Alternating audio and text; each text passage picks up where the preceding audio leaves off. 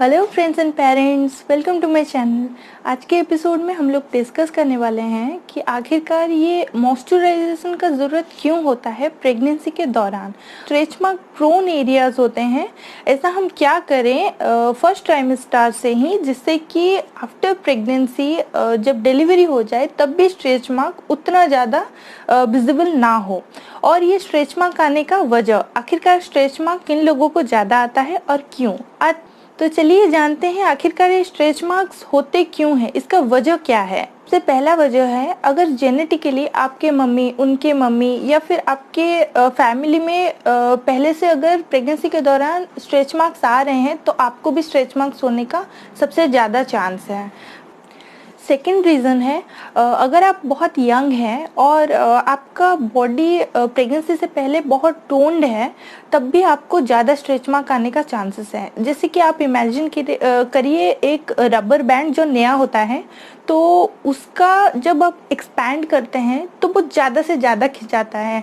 हमारा बॉडी का इलास्टिसिटी भी एकदम उसी तरह से है। अगर आपका बॉडी बहुत फर्म है, बहुत स्लिम है और प्रेगनेंसी के दौरान आप रैपिड वेट गेन करते हैं, तो बॉडी का जो फर्स्ट लेयर होता है, एपिडर्मल लेयर, वो एकदम से स्ट्रेच कर जाता है। तो इतना स्ट्रेच करने की वजह से स्किन का जो फर्स्ट का जो एपिडर्मल लेयर रहता है वो स्किन ब्रेक हो जाता है, स्किन के फर्स्ट लेयर ब्रेक होता है, तो उस वजह से ज़्यादातर स्ट्रेच मार्क आते हैं। और अगर आपका थोड़ा सा ओल्ड एज में लाइक 30 प्लस अगर या फिर 30 के अराउंड आपका प्रेगनेंसी हो रहा है, तो उसमें स्किन का इलास्टिसिटी ऑलरेडी लूज हो गया होता है, तो इस वजह से उतना स्ट्रेच नहीं होता, जिससे कि प्रेगनेंसी के दौरान आपको स्ट्रेच मार्क्स कम आते हैं। तो इट्स डिपेंड अपॉन यू कि आपका प्रेगनेंसी आपका यंग एज में है, टोन बॉडी में है, या फिर आपका बॉडी थोड़ा सा बल्की है और आपका एज थोड़ा सा अगर ज़्यादा है, तब भी आपको स्ट्रेच मार्क कम आएंगे और कम एज में होने से स्ट्रेच मार्क ज़्यादा आ सकते हैं। हमारा थर्ड रीज़न है रैपिड वेट गेन।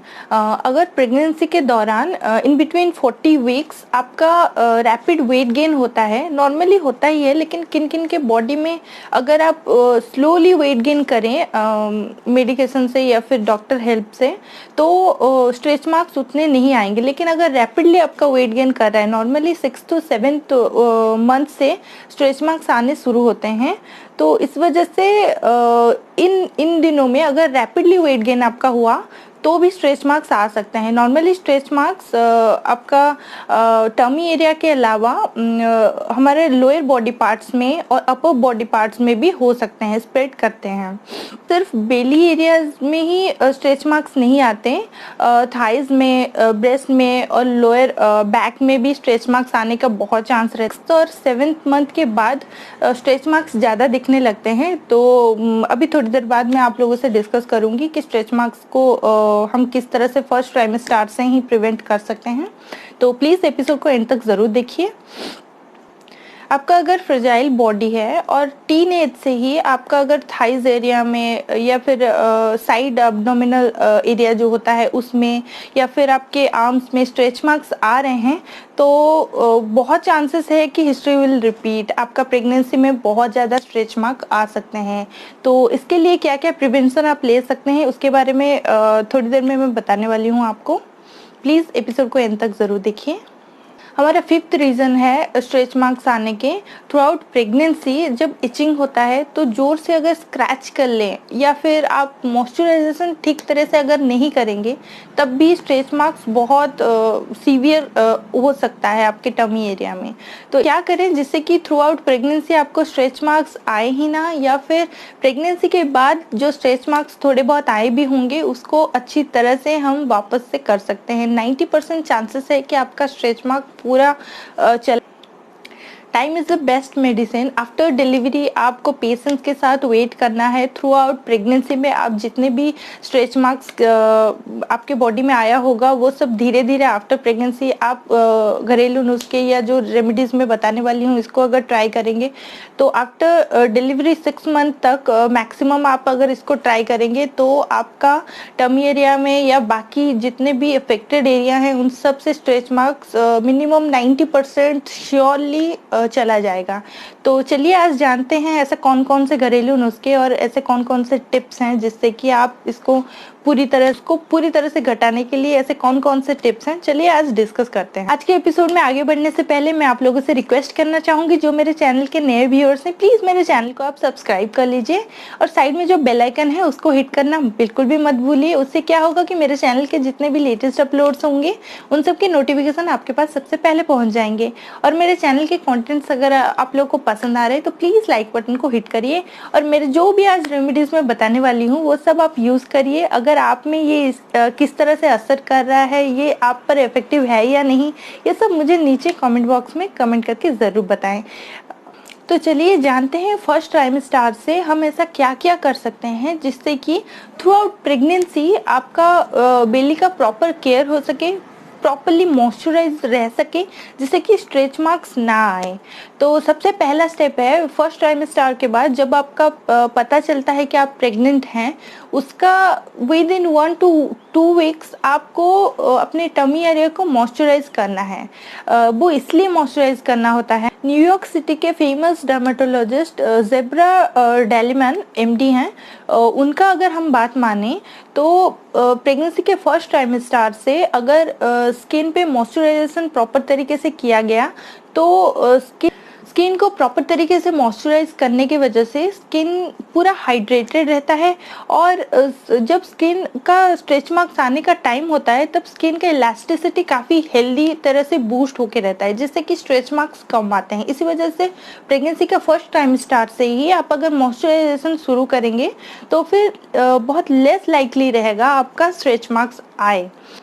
अभी थोड़ी देर में मैं आपको बताने वाली हूँ ऐसे कौन से घरेलू चीज़ें हैं जिससे कि आप बेस्ट मॉइस्चराइजेशन नेचुरल तरीके से बना सकते हैं, जिसको कि रेगुलर बेसिस पे आप अपने टमी एरिया में और जो भी अफेक्टेड एरिया हो सकते हैं उस पे ट्राई कर सकते हैं, जिससे कि आपका स्किन प्रॉपरली हाइड्रेटेड रहेगा, मॉइस्चराइज रहेगा, जिससे कि स्किन स्ट्रेच होने का चांस कम रहेगा। फेमस डर्मेटोलॉजिस्ट डॉक्टर जेलीमैन का बात अगर हम माने तो उनका कहना ये है कि सेकेंड ट्राइमेस्टर में जब स्किन एक्सपैंड करना शुरू करता है तो पहले पर्पल या रेडिश टाइप का स्ट्रेच आना शुरू होते हैं, तो उस टाइम पे फ्रेश स्ट्रेच मार्क्स होते हैं। तो उस टाइम पे अगर हम प्रॉपर मॉइस्चराइजेशन किए तो वो प्रॉपरली क्योर हो सकता है, क्योंकि स्ट्रेच मार्क जब न्यू होते हैं तब उनको क्योर करना बहुत इजी रहता है, लेकिन वो रेड से जब वाइट कलर हो जाते हैं या फिर फेडेड कलर हो जाते हैं तब उन पे कोई भी रेमेडी या कोई भी मेडिटेशन काम करना थोड़ा सा डिफिकल्ट होता है। सेकेंड ट्राइमेस्टर में हम ऐसा कौन कौन सा नेचुरल इंग्रेडिएंट से मॉइस्चराइजर बना सकते हैं जिसको कि हम यूज करके स्किन को पूरी तरह से हाइड्रेटेड और स्किन का इलास्टिसिटी प्रॉपर तरीके से मेंटेन रख सकते हैं, थोड़ी देर में मैं आप लोगों को बताने वाली हूँ। थर्ड ट्राइमेस्टर या आफ्टर डिलीवरी जो पीरियड रहता है उस दौरान स्ट्रेच मार्क्स बहुत ज़्यादा सीवियर हो जाते हैं और आफ्टर डिलीवरी स्ट्रेच मार्क एकदम लूजन हो जाते हैं, लेकिन डिलीवरी से पहले जो थर्ड ट्राइमेस्टर होता है उस दौरान स्ट्रेच मार्क एकदम एक्सट्रीम कंडीशन में होते हैं। तो उस दौरान आपको रेगुलरली ट्वाइस मिनिमम आपको मॉइस्चराइजेशन का ज़रूरत है और उस टाइम पे आप ऑयल्स भी यूज़ कर सकते हैं और दूसरे बहुत सारे होममेड रेमेडीज़ मैं आपको बताने वाली हूँ जिसको यूज़ करके आप through out pregnancy first trimester, second trimester and third trimester में पूरी तरह से बॉडी को हाइड्रेटेड एंड पूरी तरह से मॉइस्चराइज कर सकते हैं।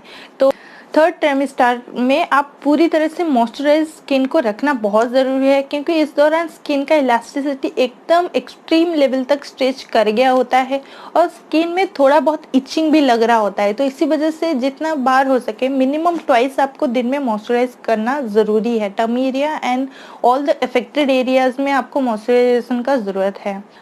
आफ्टर डिलीवरी जब बेबी बाहर आ जाता है, आपके लाइफ में एंटर कर जाता है, तब हमें उतना टाइम नहीं होता और समहाउ हम उतना फोकस नहीं होते अपने बॉडी को लेके, तो इस वजह से उस दौरान बहुत नेगलेक्ट हो जाता है। मेरे डिलीवरी के बाद में मेरा बहुत नेगलेक्ट हो गया था, लेकिन थ्रू आउट प्रेगनेंसी मैंने प्रॉपर केयर किया हुआ था, इसी वजह से मेरा स्ट्रेच मार्क्स उतना डेवलप नहीं किया और अभी भी मेरा जो रेगुलर में यूज़ कर रही थी जो रेमेडीज़ और जो क्रीम या ऑयल, मैं सब आपको बताने वाली हूँ। नीचे डिस्क्रिप्शन बॉक्स में आपको सारे लिंक्स मिल जाएंगे जो जो चीज़ें मैं यूज़ कर रही थी। सो आपके इन्फॉर्मेशन के लिए मैं बताना चाह रही थी होम रेमेडी के साथ साथ मैं ये बायो ऑयल यूज़ करती थी। ये मैं जब से मेरा प्रेगनेंसी का पता चला मैं तब से यूज़ कर रही थी। दिन में ट्वाइस थ्राइस में यूज़ करती थी। ये बहुत इफ़ेक्टिव है। और जब एक्सट्रीम लेवल मेरा स्ट्रेच मार्क एकदम बढ़ गया था, लाइक थर्ड ट्राइमेस्टर के एंड में जब 2-3 मंथ्स था, तो उस दौरान मेरा स्ट्रेच मार्क्स एकदम ज़्यादा बढ़ गया था, क्योंकि मेरा थोड़ा ज़्यादा वेट गेन भी हुआ था। मेरे बेबी गूगल जब पैदा हुआ तो वो अप्रॉक्स 4 kgs का था, तो मेरा थोड़ा ज़्यादा ही वेट गेन हुआ था। और प्रीवियसली मेरा बॉडी वेट लोअर वेट था, मेरा वेट, इसी वजह से बेबी का वेट थोड़ा सा ज़्यादा हुआ। तो इस वजह से मुझे इचिंग भी बहुत ज़्यादा होते थे और बहुत हेवी हो गया था मेरा बॉडी। अप्रॉक्स 25 किलोज मैंने प्रेगनेंसी में गेन किया था। तो इसीलिए मुझे मॉइस्चराइजेशन का बहुत ज़्यादा ज़रूरत था। तो उस दौरान मैंने यूज़ किया ये कोकोआ बटर। कोकोआ बटर बहुत बेनिफिट देता है आपको। अगर इचिंग भी हो रहा है और स्किन में जो रेडिश लाइन्स है वो जलता है, जब बहुत ज़्यादा स्ट्रेच मार्क सीवियर हो तब जलन शुरू होता है। तो उस जलन के दौरान आपको थोड़ा सा कूल मतलब कुछ अगर कूल लगेगा उस टाइम पे, अगर ठंडा देने के लिए कुछ चीज़ आप यूज़ कर सकते हैं तो बेस्ट है। आप नेचुरल रेमेडीज सारे ट्राई करिए। और रेमेडीज़ के साथ साथ आपको अगर लगे कि हाँ कुछ और भी चाहिए तो आप ये कोकोआ बटर यूज़ कर सकते हैं। हिमालय का है, ये बिल्कुल नेचुरल है और ये बहुत इफ़ेक्टिव है। मुझे उस टाइम पे बहुत राहत मिलता था, मैं इसको यूज़ करती थी। इसके अलावा भी मैंने कुछ रेमेडीज़ आपको अभी बताने वाली हूँ। तो चलिए जानते हैं ऐसे कौन कौन से होममेड रेमेडीज़ हैं जिसको कि हम अप्लाई कर सकते हैं through out pregnancy and even after pregnancy, जिसमें कि आपको पूरी तरह से स्ट्रेच मार्क से छुटकारा मिल सकता है और स्किन को हम किस तरह से मॉइस्चराइज कर सकते हैं through out pregnancy, after pregnancy. Even आप इसको नॉर्मल स्ट्रेच मार्क्स जो प्रेगनेंसी का नहीं है, दूसरे एक्सरसाइज की वजह से या जिमिंग की वजह से भी बहुत जन को स्ट्रेच मार्क्स आते हैं, उन सब के ऊपर भी आप ये रेमेडीज ट्राई कर सकते हैं। ये सारे बहुत इफेक्टिव हैं। तो चलिए शुरू करते हैं ये वीडियो क्लिप, जिसमें आपको स्ट्रेच मार्क रिलेटेड सारे प्रॉब्लम्स का सोल्यूशन मिल जाएगा। इसमें चलिए जानते हैं कुछ एसेंशियल विटामिन्स के बारे में जो स्ट्रेच मार्क रिडक्शन को काफ़ी प्रमोट करता है। एट द सेम टाइम आप ये विटामिन्स प्रेगनेंसी के दौरान ले सकते हैं, जो कि आपका प्रेगनेंसी में स्ट्रेच मार्क्स को प्रिवेंट करता है। एंड अपने डाइट प्लान में ये सारे विटामिन्स को इंक्लूड करके आप इसका पूरा बेनिफिट ले सकते हैं। लैक्टेशन के टाइम पे भी ये काफ़ी हेल्पफुल है। सबसे पहला है विटामिन ए। ये स्किन डैमेज को प्रिवेंट करता है और आपका स्किन रिपेयर प्रोसेस को काफ़ी स्पीड अप करता है। स्ट्रेच मार्क्स जो थोड़े बहुत आए होते हैं प्रेगनेंसी के दौरान उसको फेड आउट करता है और स्किन टाइटनिंग के लिए काफ़ी हेल्पफुल है। फूड रिसोर्सेज इसके हैं carrot, sweet potatoes, spinach, milk, egg. Second vitamin है विटामिन सी। ये स्किन के ऊपर जो स्ट्रेच मार्क्स होते हैं उनका दाग फेड आउट करने में काफ़ी इफेक्टिव है। स्किन को हील करने में एंड हेल्दी ग्लो लाने में विटामिन सी बहुत कारगर साबित हुआ है। इसका जो फूड रिसोर्सेज हैं वो है mango, tomato, orange, papaya, watermelon.